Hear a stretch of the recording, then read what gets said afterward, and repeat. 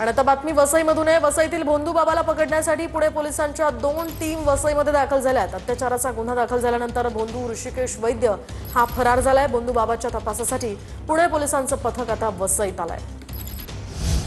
आणखी एक महत्त्वाची बातमी याच प्रकरणामध्ये वसईच्या भोंदू विरोधात अंधश्रद्धा निर्मूलन समिती आता मैदानात उतरली आहे। भोंदू बाबा ऋषिकेश वैद्यवर बलात्काराचा गुन्हा दाखल करण्याची मागणी करण्यात आली आहे। धर्म अध्यात्माच्या नावाखाली महिलांवर अत्याचार केल्याचा या भोंदू बाबावर आरोप आहे। अंधश्रद्धा निर्मूलन समिती पालघर जिल्हा प्रधान सचिव म्हणून आहे, जी खराब प्रमाणे केस वसईमध्ये घडलेली आहे, त्या पीडितेला न्याय मिळाला पाहिजे।